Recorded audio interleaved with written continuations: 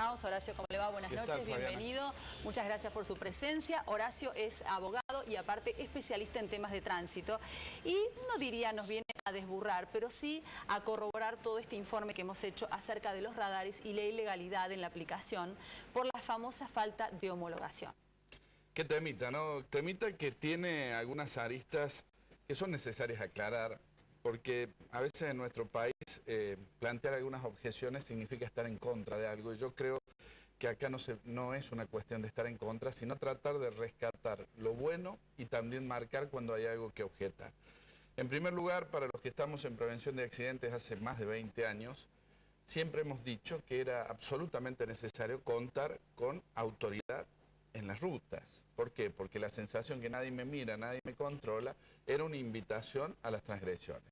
Por lo cual, la creación de la policía caminera, que en este caso sería tal vez el origen de este planteo, fue algo que comentamos, apoyamos y seguimos apoyando. De tal suerte que la discusión de la necesidad o no de la policía caminera creo que es una discusión que no debe continuar, por lo menos en lo que hace a lo que es prevención de accidentes.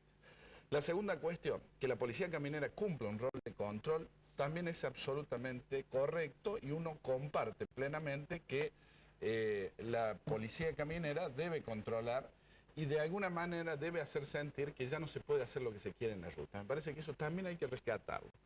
También debemos decir que cuando nos Pero esa policía caminera debe tener autoridad moral, ¿no? Y otra cosa que dijimos... En cuanto al cobro de las multas y demás, y conocimiento del absolutamente. tema. Otra cosa que dijimos a los funcionarios allá por enero del 2008, le dijimos que había que profesionalizarlo, que habría que reconstruir una autoridad que en este país a partir del 2002 se cayó mucho, es decir, el respeto a la autoridad en nuestro país se ha caído mucho. Y por tanto, cuando hemos conocido esta investigación, que yo la conocí estando fuera de Córdoba, bueno, nos llevó un poquito a indagar este problema y encontrarnos que realmente había algunos temas que había que puntualizar de alguna manera y por eso aceptamos venir a hablar de lo que es esto que se ha planteado, si los radares o no los radares, y en todo caso, cuál es el esquema legal que debe seguir cualquier autoridad en la provincia de Córdoba que quiera instalar un sistema de medición de exceso de velocidad. Claro, doctor, la ley 8980, que no ha sido superada por ninguna otra ley, pese a que las autoridades de tránsito dicen que sí, no ha sido superada, habla de la utilización de dispositivos, concretamente los reguladores de tránsito o radares.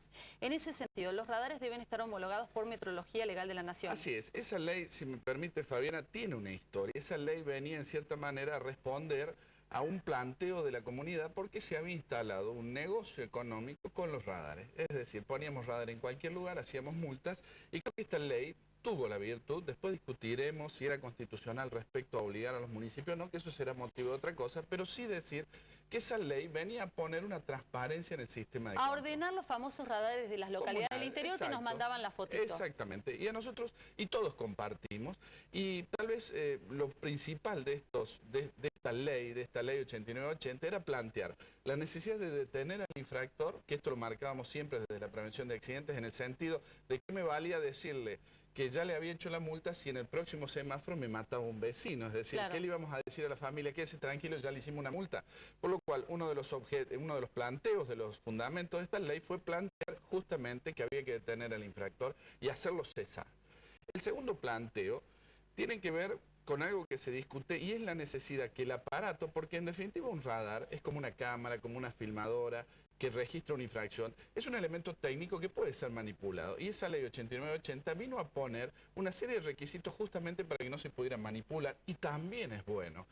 Es decir, había que probar que ese elemento estaba homologado, autorizado, y eso también lo puso la 8980. Y el tercer elemento, que también es importante y que comparto plenamente, es la necesidad de documentar la infracción de un modo indubitable. Es decir, que yo elimine la discusión, no, esa no es la velocidad que yo venía, claro, ese no es mi auto, porque acá se había planteado, y si se recuerda Fabiana, se había planteado de gente que decía que ponían el radar en 90 kilómetros y paraban todos los autos y le decían usted venía a 90.